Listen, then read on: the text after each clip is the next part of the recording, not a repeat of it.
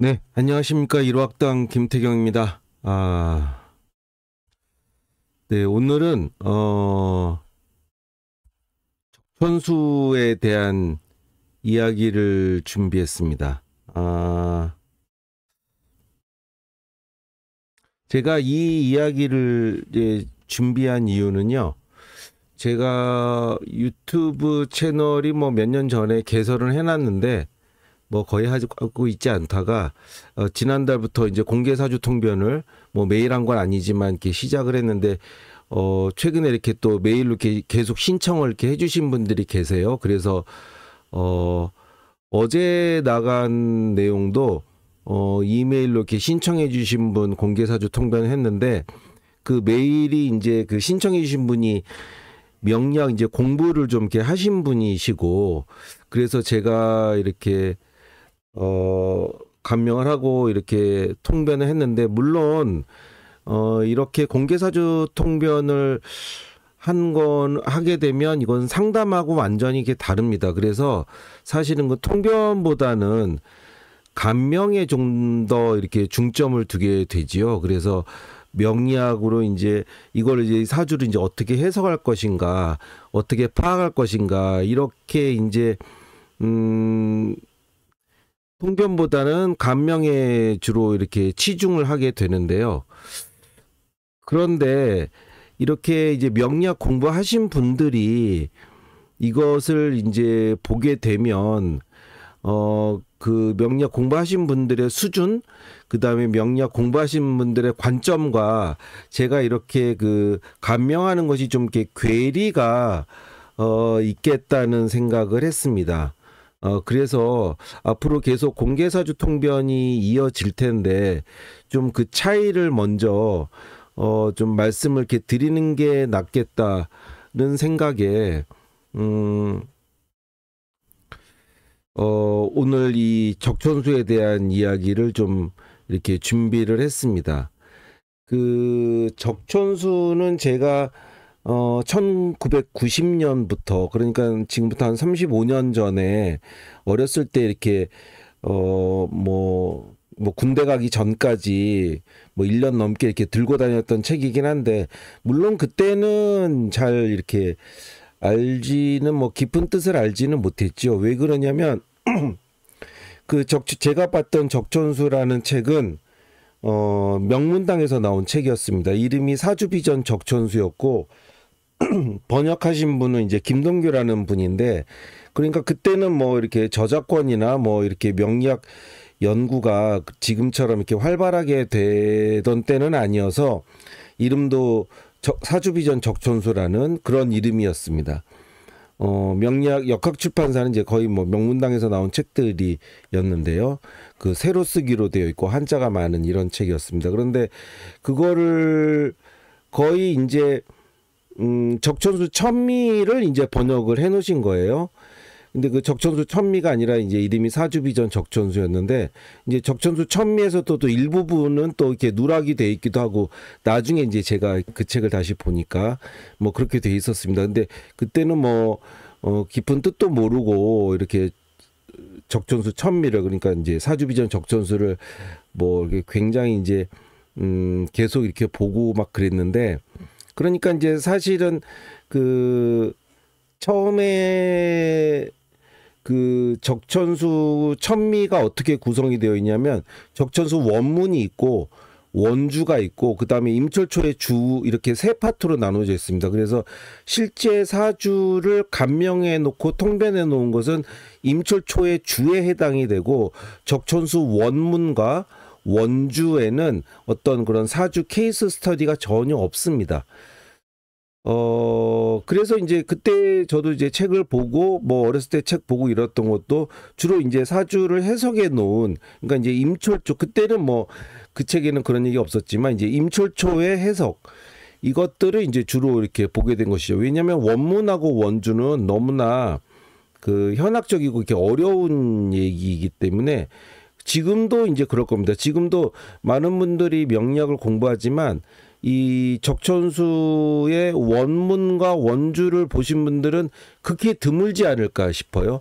왜냐하면 그거는 이게 그 청대에 나온 책인데 그것이 굉장히 그 어렵습니다. 예를 들자면은 뭐 도덕경 같은 책도 노자 같은 책도 그런 것들이 뭐 많은 사람들이 그 분량도 길지 않으니까 뭐 유명한 말들이 있잖아요. 뭐 금옥만당, 뭐 상선약소, 화강동지, 뭐 곡신불사, 뭐 무의무불이 뭐 여러 가지 그 유명한 말들이 있지만 과연 그 이야기 그 도덕경의 텍스트를 제대로 이렇게 이해하고 있는 분은 손에 꼽을 겁니다. 예를 들자면 뭐 여기서 뭐 도덕경 얘기를 할 건 아니지만 어쨌거나 뭐 소국 과민 뭐 이런 얘기들도 그런 것들을 어떤 사람들은 이제 노자의 정치 사상을 그 파시스트의 사상이다 뭐 이렇게 이제 정치 사상 그렇게 해석하는 분이 있을 정도로 그것이 이제 그 뜻을 좀 새기기가 어렵습니다. 예를 들자면 이 적천수의 첫 문장이 어떻게 되냐면 욕식 삼원 만법종 선관 제재여 신공 이 이제 구절이 적천수의 제일 첫머리에 나오는 구절인데 사실은 이 적천수의 모든 텍스트가 그 원문과 원주가 사실은 이 첫 문장 욕식 삼원 만법종 선관 제재여 신공 요것의 주석의 다름 아닙니다. 이게 동양학 책들의 구조적인 특징이에요. 제일 주제가 되는 것이 제일 처음에 나오고 그러니까 도덕경 같은 경우도 도가도 비가도 명가명 비상명 이 첫 문장의 이런 그 스테이트먼트에 대한 그 뒤는 전부 다 그 주석의 다름이 아닙니다. 예를 들어 뭐 장자의 뭐 소요유도 뭐 처음에 나오는 소요유도 그렇고 논어도 사실 그렇다고 할 수 있어요.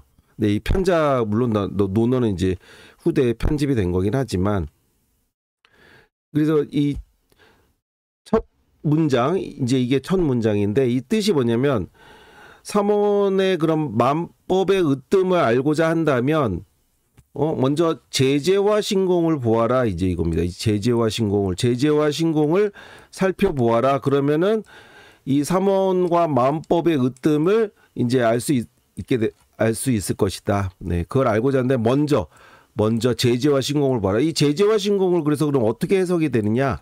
많은 사람들이 이제 뭐 음양과 오행이다 이렇게도 보는데 저는 이걸 체와 용으로 새기고 있습니다. 이 체와 용으로 새기고 있는데 이 적천수에는 또 채용장이 있어요. 그 채용장의 문장을 한번 볼까요?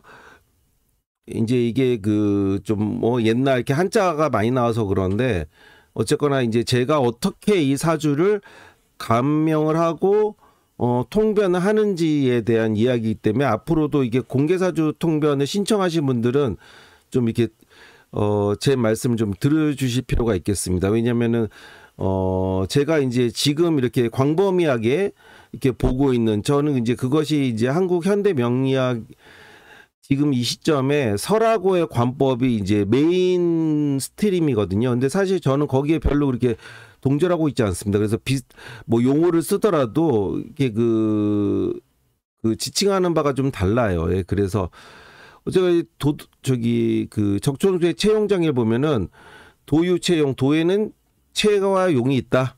불가 일단 논야다. 하나로 얘기할 수 없다. 네. 일단만 가지고 얘기할 수 없다. 뭐 하나로 이렇게 얘기할 수 없다.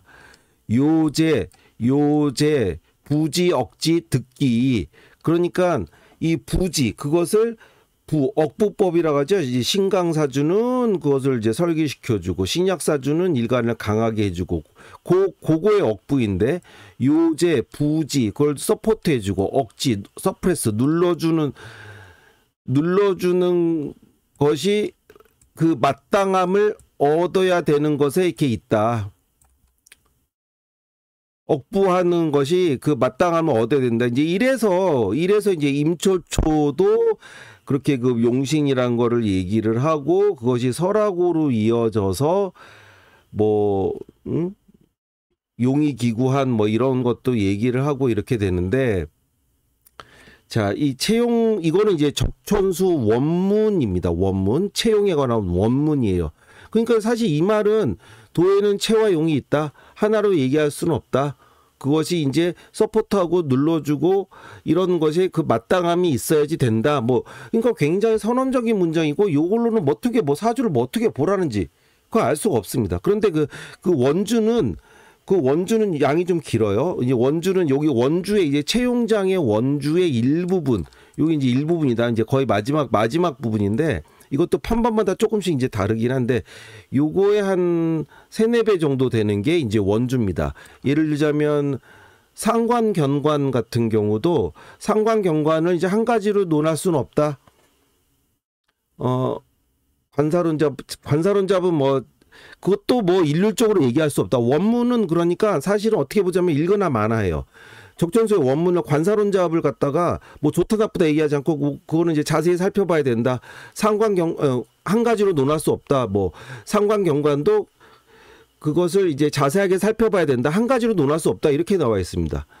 그 상관경관을 많은 분들이 위화백단 100가지 그 화가 100가지에 이른다 이렇게 얘기해야 되는데 그것이 이제 위천리의 팔자지효도 있고 나와 있고 그 전에 올라가면은 그 연애자평에서 비롯된 말이에요. 그러니까 그걸 보는 이제 후학들은 전부 다 상관경관이면 다 안 좋다. 근데 상관경관인데 그 잘 사는 사람도 얼마나 많습니까? 그래서 그 상관경관에 이제 적천수의 상관경관이 자세히 살펴봐야 된다. 뭐 이렇게 얘기했는데 거기서 이제 원주는 상관경관의 여러 가지 경우를 이렇게 설명을 해놔요. 근데 어떤 건 이제 재로 소통하면은 뭐 어쩌고저쩌고 그러는데 사실 그 굉장히 어렵습니다. 그 상관경관에 대한 원주를 저도 그래서 한번 해석을 이제 그 부분을 제 홈페이지에다가 해석을 올려놨는데 그게 굉장히 어려워요. 굉장히 난해합니다. 자평진전은 그에 비하면 껌이에요. 그런데 이 상관경관을 거기다가 이제 줄을 달아놓은 게 그러니까 원문과 원주 자체가 너무 어려우니까 임철초는 그걸 좀 쉽게 이렇게 설명을 해놨단 말이에요. 근데 그 뜻을 원문과 원주의 뜻과 많이 거리가 떨어졌어요. 그러니까 적천수 천미라고 한다면 사람들이 읽는 게 전부 다 원문과 원주는 안 읽고 임철초의 주만 읽는데 임철초의 주, 그다음에 그 사주 해석 요거를 이제 보는데 그것이 원문의 뜻과는 매우 거리가 있다. 제가 보기에는. 그러면 저는 이제 언제부터 그런 생각을 했느냐. 이제 명리학 공부 시작한 지 한 20년이 넘어서부터 이제 그런 것들이 눈에 보이기 시작했습니다. 저는 뭐 20대 공부할 때 뭐 그런 거 알았겠어요. 저도. 네, 몰랐죠. 근데 어쨌거나 그래서 이제 그 채용의 그런 원문을 이렇게 이제 원문이 이렇게 되어 있는데 그거에 대한 이제 해설이 원주의 해설입니다. 임철초의 해설이 아니라. 그래서 요거를 이제 연, 채용지용, 여, 용신지용, 유, 분별 이걸 이제 해석하면 채용의 용과 용신의 용은 분별이 있다. 약이 채용지 약이 채용지용 위용신. 그러니까 채용의 용을 용신으로 삼게 된다면 그거는 마땅히 불가하다. 안 된다. 채용의 용으로서 용신을 삼는다면 그건 불가하다. 사차 별구 용신 역불가. 그러니까 요것을 버리고 별도로 또 용신을 구하는 것도 또한 불가하다. 이게 뭔 얘기인지 알 수가 없습니다. 네? 이거를 모르는 사람들은. 채와 용도 지금 모르겠는데 채용의 용으로서 용신을 뭐 채용의 용과 용신의 용 이것도 뭘 얘기하는 건지 임철초는 거기에 대한 해석이 없죠. 그래서 이제 이거를 제가 조금 이렇게 번역을 했는데 단지 채용의 참뜻을 참작하는 중요함으로 가장 요긴한 것을 용신으로 취한다. 이것도 뭐 판본마다 좀 달라요. 이제 이거는 뭐 2, 3 용신인데 어떤 1, 2, 3, 4, 5 용신 뭐 이렇게 해도 되고 그런데 어쨌거나 용신을 또한 득하는 것이다. 그러니까 요긴한 것을 용신으로 취하고 두세세 용신을 또한 득하는 것이다. 다만 그 경중을 이것도 역시 억양이 뭐냐면 억누르고 이제 북돋아주고 억부를 얘기하는 겁니다. 그 가볍고 무거운 것을 억누르거나 북돋아주거나 하여서 남거나 부족함이 없어야 된다. 그러니까 역시 이 원주를 이렇게 어려운 원주를 읽어봐도 이것도 뭐 또 뭔 소리인지 몰라요. 예, 뭔 소리인지 모릅니다. 예, 알기가 굉장히 어렵습니다. 그런데 이거를 이제 그래서 이 적천수의 그 처음과 끝을 꿰뚫는 메시지는 이 욕식삼원만법정 선관 제지어 신공, 이 제재와 신공이 이 체화용인데 이 체화용에 대한 이야기이고 처음과 끝이 일관된 메시지가 그래요. 체화용에 대한 이야기이고 이 체화용을 어떻게 파악을 하고 어떻게 내가 판단하느냐, 어떻게 그것이 드러나느냐, 결국은 그 얘기입니다. 이게 모든 것들이 그러니까 사주를 볼 때는 반드시 체화용을 이것을 제대로 알아야 됩니다. 반드시 알아야 돼. 그럼 체화용이란 걸 어떻게 이제 우리가 해석할 수 있냐? 예를 들자면 그 못을 박아요. 예, 못을 박으려면 뭐가 필요합니까? 이게 망치가 필요합니다. 그럼 망치가 본체가 되고 이 못을 박는 작용이 망치가 두드린 거 이게 이제 펑션 기능이 되는 겁니다. 작용이 되는 겁니다. 그럼 이 폼이 망치가 못을 박는 거죠. 그럼 이 망치가 없으면 어떻게 돼요? 그럼 무거운 돌을 갖다가 못을 박을 수 있습니다. 그런데 이 채 자체가 본체가 스폰지라고 한다면 그거는요 못을 박을 수가 없는 거예요. 그러니까 이 작용이라는 것도 결국 이 본체에서 비롯이 되는 겁니다. 이게 이제 체화용의 이제 개념인데, 그럼 명리학에서 이 사주를 어떻게 체화용으로 이렇게 파악하냐면 먼저 일간과 월지의 관계가 있습니다. 이것이 이제 체화용이 됩니다. 체화용. 근데 사실은 그 전에 말씀드릴 게 이 체화용이 별개의 것이 아니에요. 이제 못을 박는 게 이제 작용이잖아요. 그럼 망치만 못을 박을 수 있는 게 아니라 이 무거운 돌이면은 단단한 돌이 아니라 단단한 물체면은 다 못을 박을 수 있습니다. 그러니까 이제 망치의 작용을 하는 것은 꼭 망치가 아니고 무겁고 단단한 물체라면 다 망치의 작용을 할 수 있는 거예요. 그래서 이제 이런 개념으로 이 사주를 봤을 때는 일간과 월지가 체와 용이 되고, 그 다음에 전체적으로 봤을 때는 천간이 체가 되고 지지가 용이 되고, 그 다음에 이 사주 8글자가 체가 된다면 대운이 이렇게 용이 됩니다. 그러니까 대운에 따라서 또 체가 또 이렇게 바뀌는 거죠. 예를 들자면은 원국이 스폰지라면 결코 그것은 못을 박을 수가 없는 거예요. 원국이 망치라면 결코 스폰지처럼 물을 흡수할 수가 없는 겁니다. 근데 물을 흡수해야 되는 그런 때가 온다고 했을 때 이게 체가 망치라면 그 작용 자체가 안 되는 거예요. 그러니까 이 체화용은 어떻게 관점에 따라서 전변을 하게 되는데, 이 동양학이 그래서 이제 굉장히 좀 모호한데, 제가 처음에 이 그림을 자전거로 그린 이유가 뭐냐면 이 체화용은 이게 별개가 아닙니다. 이 자전거가 두 바퀴가 이렇게 이제 굴러가잖아요. 그런데 이 자전거가 딱 서면은 이렇게 스탠드가 있어야 세 가지 점이 지면에 닿아야 이렇게 안정이 되는데, 그것이 이제 주역 궤로 얘기하면 화풍정궤가 되는데, 이것이 두 바퀴로만 서려면 어떻게 해야 됩니까? 자전거가 계속 움직이고 앞으로 전진해야 됩니다. 앞으로 계속 전진하게 되면은 그건 자전거가 쓰러지질 않아요. 그런데 그 전진하고 있는 상태에서 이 자전거와 앞바퀴는 정렬이 되어 있습니까? 전혀 정렬이 되어 있지 않습니다. 그 미세하게 비틀려 있어요. 똑바로 일직선에 있지 않고, 왜냐면 전제 계속 이렇게 핸들이 이렇게 흔들리고 조향을 하고 이런데도 자전거가 쓰러지질 않아요. 왜냐하면 그 앞으로 전진하고 있기 때문에, 계속 운동하고 있기 때문에 그렇습니다. 그러니까 이 음양이라는 것이 이게 항상 그 본체가 아니라 그 작용을 이렇게 봐야 됩니다. 그러니까 자전거가 두 바퀴가 서 있으면 아무리 일직선으로 맞춰도 그건 쓰러지게 되어 있는데, 이 자전거가 움직이고 있으면 이 두 바퀴로만 있어도 쓰러지지가 않아요. 네. 이 적촌수의 이 체화용의 관점으로 보게 되면 이 모든 사주를, 그래서 이 체화용, 즉 적촌수의 이 체화용이라는 관점으로 보게 되면 이것들이 사주가 있는 그대로 보게 되고, 그 다음에 이것이 어디로 나아가는지를 이렇게 보게 됩니다. 그래서 이것은 적촌수 핵심은 체화용이다. 그런데 이건 이제 네모가 모두 4개잖아요. 그러니까 음절이 4개입니다. 이거 현대적으로 얘기하자면 조화와 균형이 됩니다. 이 자전거 두 바퀴가 넘어지지 않으려면 계속 운동을 해야 되잖아요. 근데 그 운동하고 있는 그 순간에 자전거 두 바퀴는 똑바로 일직선 정렬이 안 되고 계속 이렇게 비틀어져 있단 말이에요. 근데 이 비틀어져 있는 이 자전거가 계속 일직선이 되고자 하는 그런 운동으로 인해서 쓰러지지 않는 거예요. 그러니까 그 순간 자체는 일직선이 아니지만 일직선을 향해 가고자 하는 그 균형을 찾아가고자 하는 그것, 그 운동, 그 작용, 그것이 조화를 이루고 있는 겁니다. 그러니까 이것은 균형이 되어 있지 않은데 균형이 되어 있는 거예요. 항상 조화를 향해 가고, 불균형이기 때문에 결국 균형을 이루고 있는 겁니다. 이것이 이제 음양의 이건 전변이 되는 겁니다. 달이 차면 기울고, 다시 또 기울면 다시 또 차고. 그러니까 여기에 어떤 그런 그 뭐 선악이나 이런 그 가치 판단이 내재되어 있지 않아요. 초승달은 초승달대로, 보름달은 보름달대로 모든 것이 올라가면 내려가 있고, 산이 깊으면 골이 깊고, 산만 높고 골은 깊지 않고 골은 얕고 이런 게 있을 수가 없는 거예요. 산이 높으면 반드시 골짜기가 깊게 되어 있는, 이것이 이제 음과 양의 그런 상대론적인 그런 인식론이자 세계론이자 존재론이자 이렇게 되는 겁니다.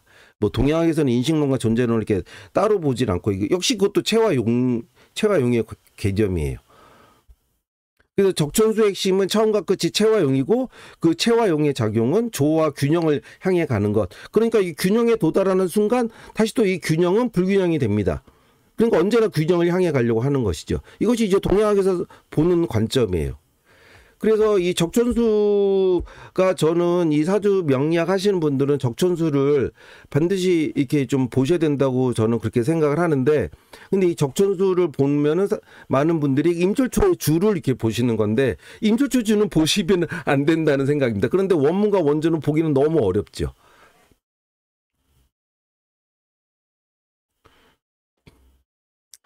그리고 이제 임수초로부터 이어져서 이제 그 설하고의 그런 용신론. 예. 그러니까 지금 이 사주 공부하신 분들이 많은 책들이, 그러니까 그게 뭐 잘못 공부하셨다가 아니라 이제 줄을 이루고 있는 게, 그것도 좋은 점은 있어요. 왜냐면은 처음부터 이게 뭐 체와 용, 적천수의 조화, 균형, 뭐 육식삼원 만복정, 성관, 제재여, 신공, 뭐 이렇게 얘기하고 그러면 그걸 누가 그 처음에는 이제 억강부약, 억부법으로 이렇게 인성과 비견을 용신으로 하고, 그 다음에 물상론으로 이렇게 뭐 토가 많으면 금이 파묻히고, 뭐 이렇게 이제 해석하고, 이제 이렇게 되니까 또 명리학이 그 많은 사람들이 이제 공부를 또 하게 되고 막 이제 뭐 이런 건 있는데, 그것들이 전혀 있는 그대로의 모습을 설명한다면 매우 부족하다. 왜냐하면 사람들이 다 그것을 이제 뭐 이렇게 보고 싶은 대로 보는 거예요. 있는 그대로 보는 게 아니고. 예. 근데 이게 보고 싶은 대로 봐서는 안 됩니다. 있는 그대로 봐야지. 이게 스폰지다 그러면 절대로 못을 박을 수가 없어요. 근데 스폰지면 나쁜 겁니까? 그렇지가 않죠. 물을 잘 닦아낼 수 있고, 수세미로도 이게 그 식기를 세척하는 대로 쓰일 수 있는 거예요. 이 보고 싶은 대로 봐서는 안 되고 있는 그대로 봐야 되는데, 이 명리학이라는 것이 이제 이런 그 중생들의 욕망과 결부가 되니까 이걸 전부 다 이제 보고 싶은 대로. 물론 근데 그거 자체도 이제 또 자기의 이제 어쨌거나 이 사주라는 것이 알려주는 것이, 우리가 이제 이 인간이 어떻게 이제 규정이 되어 있고 프레이밍 되어 있는지 그걸 나타내는 거니까, 사실 내가 보고 싶은 대로가 아니라 내 눈에 보이는 대로죠. 그러니까 보이는 대로 보는 거예요. 네, 자기 틀에서만. 그러니까 있는 그대로 볼 수가 없는 게, 그게 이제 뭐 소위 중생이 되는 것이죠. 그러니까 이제 두 번째는 이제, 그러니까 이게 이 사주 원국인 체와 대운의 용, 이거를 이제 그렇게 봐야 되는데, 그걸 절대 그렇게 보지 않고, 과연 내가 이제 얼마나 그 성패가 내가 되는 것인지, 내가 이것이지 기륭을 이렇게 찾고, 그지 사실은 성패와 그런 뭐 기륭 자체가 그것이 존재하지가 않는 것인데, 그렇게 보는 것이죠. 있는 그대로 보지 않고, 이것이 어디로 향해 가는지 보지 않고, 내가 이렇게 원하는 대로 이렇게 보고, 내가 바라는 대로 이거를 이제 그걸 해석을 하려고 하니까요.